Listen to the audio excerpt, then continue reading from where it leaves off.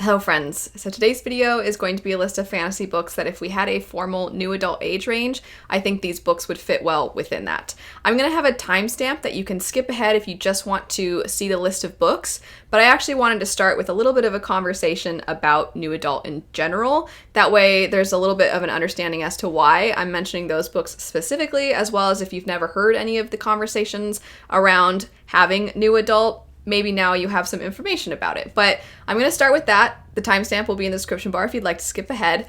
I completely understand the reasons why people argue for against new adult and the reasons people argue against it. One of the biggest reasons people argue against having it is that you're going to have authors further pressured to either take certain content out of their books or put certain content in, depending on what is currently going to be the most financially beneficial. If you have a traditionally published book, which is what a lot of books are, then publishing is going to likely encourage them to have certain content if, let's say, new adult is currently doing really, really well.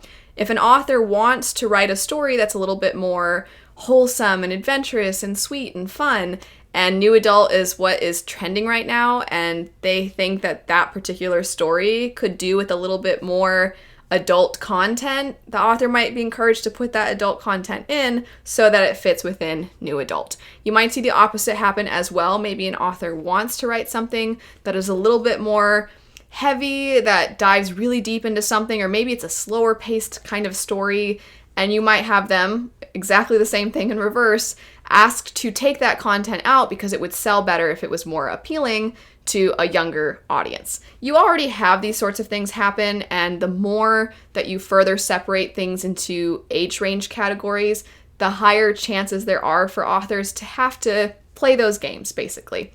And I understand that that's just one of the downsides to having a story also be a thing that you're trying to market. But I also don't want authors to have to change their books drastically just for the sake of sales. So I understand that argument, and that is one of the biggest arguments against new adult.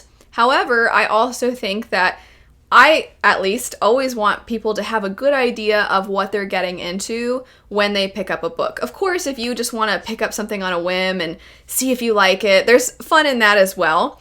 But a lot of times when I'm describing books, I want people to know as much as possible if it sounds like something that they would enjoy, because I recognize that being able to have reading as a hobby is already an enormous privilege, but also the time and the money that it takes to have this as a hobby is something that you hope that when you do pick up a book, that you're going to like it. You're going to have it bring you joy. It's going to maybe further your understanding of a certain thing, or maybe it's going to help you connect with other people, whatever the case may be. I just know that it's not always something that people have a ton of time and money to take a lot of risks. And so therefore, if they're picking up a book, I want them to have an idea of whether or not it's going to be for them. And sometimes when you have these additional categories, it's going to help them be able to pinpoint if it's for them or not. Obviously, subgenres serve that purpose really well, but I think having a new adult age range can help people also recognize, oh, that's what I like. Sometimes young adult is a little too young. Sometimes adult, maybe the series are too long or it's too much of a commitment. So if you have something right in the middle, that could be really appealing to a lot of people. And on top of that, the age range for new adult, which I'm going to say about 18 to 25, maybe 18 to 30, that age range is so drastically different from 12 to 18, which is young adult. It's kind of bizarre already that young adult goes 12 to 18 because a 12-year-old and an 18-year-old are very different people. But an 18-year-old and a 30-year-old are very different people. And of course, we have very different phases in our lives. So at what point do you stop the age range categories, right? I understand that's also an argument against. But I do think that if we had that in between, it would not only make it easier for people to know what they're getting into, but on top of that, in the case of fantasy, it could make fantasy a lot more accessible and a lot less daunting for the average person who's wanting to maybe give fantasy a try. Regardless of whether you're finding yourself leaning more for or against new adult, at one point it did seem like there was going to be a formal new adult age range, but it kind of crashed and burned because within that age range, one of the things that you might expect to be rather prominent is the exploration of an individual's sexuality and sexual experiences. And as a result, that was becoming so common within books that were being categorized as new adult that it somewhat became synonymous with fantasy romance. And it just sort of became this, oh, those are fantasy books that have the steamy scenes and all the other aspects that you would expect to be common within that age range were kind of going to the side. And it was really only, it seemed like, the exploration of sexuality that was being focused on. And with the list of books that I'm going to be mentioning, I have some young adult books that I think the themes are really, really powerful and heavy and deep, and that a lot of adults are likely going to resonate with as well. But then I also have some adult books that maybe lean on the younger side of adult that are great entry points for people coming out of young adult fantasy. And these are the kinds of fantasy stories that I could see being very accessible and very easy to get into for an individual who is an adult and wants to get into fantasy. All that said, I'm going to jump into the list now. The first one would be Strange the Dreamer and its sequel, Muse of Nightmares by Laini Taylor. So this is just a duology. It's only 2 books, so it's not a huge commitment.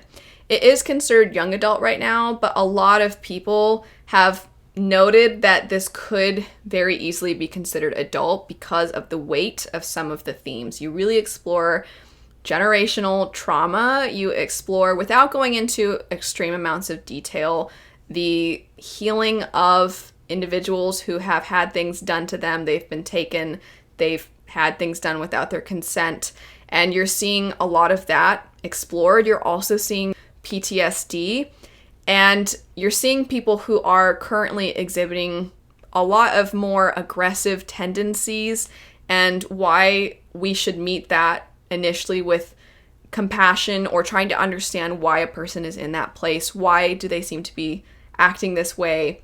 And what can we do to extend a hand? I'm getting emotional even thinking about it because it's done so well. And I always say that compassion is a huge theme within this duology. And I'm so glad that it is currently considered young adult, because I think that there's this idea that some people have that is not true, that young adult books never have anything of substance. There are books that are fun and fluffy and a good time in all different age ranges, and then there's books that dive into really heavy topics in all different age ranges. And Strange the Dreamer is a perfect example of that. That said, some of those heavy themes are to a point where I don't want to say that a younger reader can't grasp it or can't understand it, because that's not true. A lot of young people are brilliant and are very capable, sometimes more capable, of being able to see those sorts of things than somebody who is a little bit older. But I still think that some of the things that are explored, there is a heaviness to them that I think would be very fitting in an age range that is specifically, okay, this is a fantasy story where you're going to have the firsts, because you do have you have 2 characters that are kind of exploring love for the first time. You have those sorts of things that are a little bit more youthful, but then you also have those heavier themes that I think a lot of adults can connect with as well. I'll be alternating between the young adult books that lean a little bit older and then the adult books that can lean a little younger. So this next one is going to be Mistborn by Brandon Sanderson. So I actually found out in interviewing Sanderson that it was his decision, and he really pushed to have Mistborn sold in young adult alongside having it sold in adult. And I thought that was really interesting, and I actually really like that it is sold in both age ranges, because I think Mistborn is something that is accessible to younger individuals. It gives them a taste of what they can get with the fantasy genre. And even though there are some violent moments, and even though there are some heavier topics also in this, there's also, with the character of Vin, there's a lot to do with coming out of your shell. And there's a lot about if you've had a traumatic childhood, how that affects you going into adulthood and kind of finding yourself. Those are definitely things that I think a lot of young people can connect with.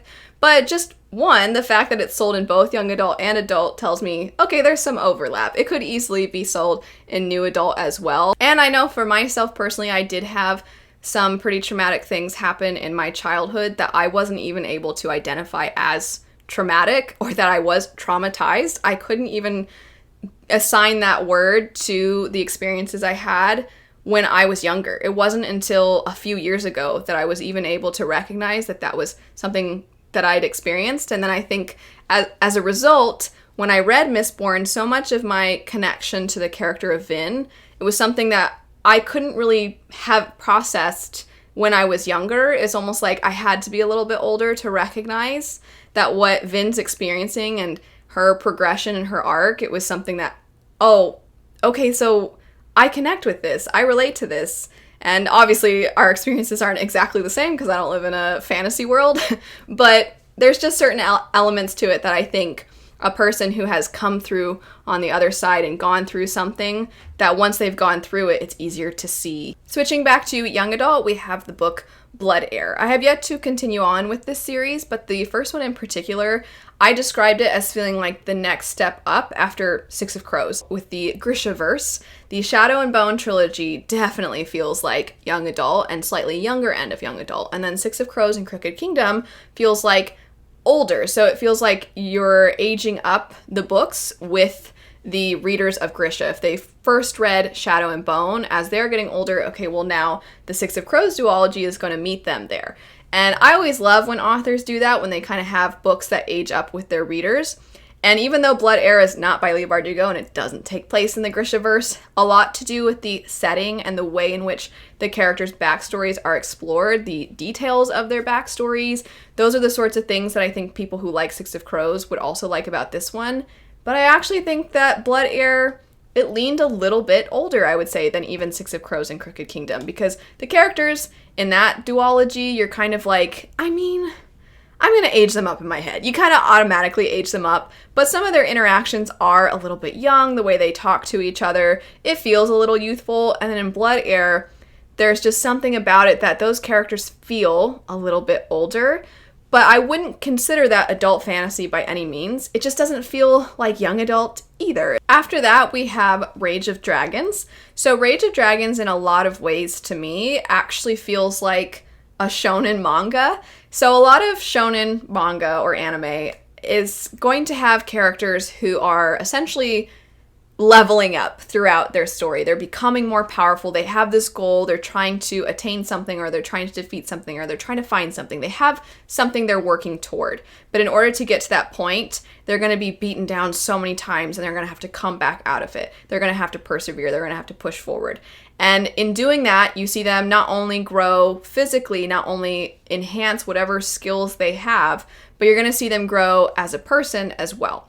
And I think in Rage of Dragons, if you don't know, it's a caste system. You have a character who is a part of the lower classes, and he has been kind of beaten down by society.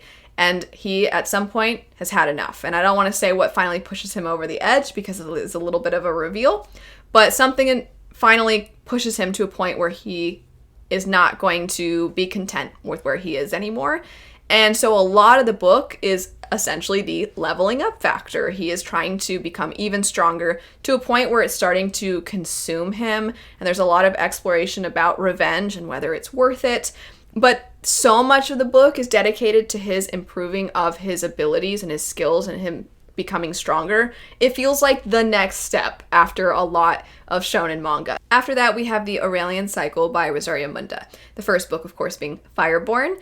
And there are definitely younger characters, and there are a lot of things that these characters are experiencing that are very accurate to being that age. That said, a lot of what's going on in the setting and a lot of the themes are very mature. So we have a setting where a previous form of government has fallen, a new regime has come forward and is trying to establish itself. And our characters are finding themselves in support of the ideals of this new regime. However, the execution of these ideals does bring forth a lot of questions. And there's a lot of morality that is explored within the characters, within these new forms of government. There's so much weight put on these characters' shoulders.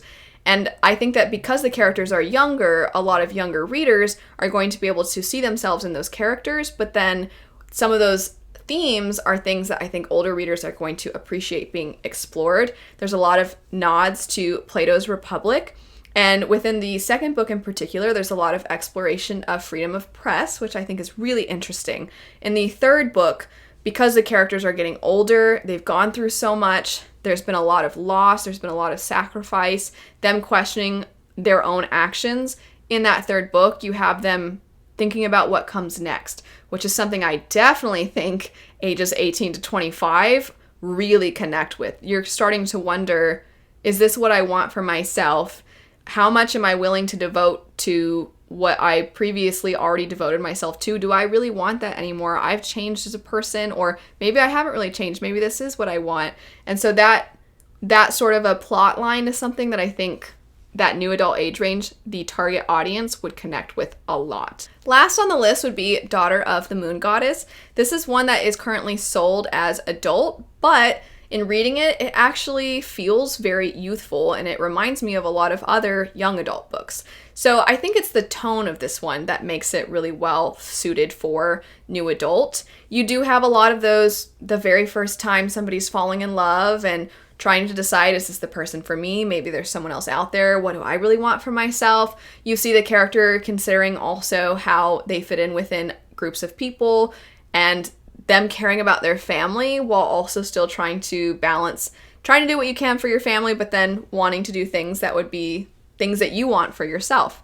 And that's something I think that a lot of people, as they're transitioning into adulthood, there's that, okay, I'm going off on my own, but also I still have all these people that I love and care about who I still feel like I should be giving a lot of my time to. So trying to find that balance is something I think a lot of people are going to really connect with. There is something, though, about the writing and how beautiful and fairy tale-like it is, and how accessible it is for people who are older. I think it creates almost a sense of nostalgia, or it's accessible for adult readers who are wanting to get into something that feels fairy tale-like, and it is a great entry point into adult fantasy, but it's also, I think, a little younger feeling. Let me know where you stand also. Are you for new adult age range, or are you not for it? But anyway, thanks so much for watching. I hope you all have a lovely rest of your day, and I'll see you later.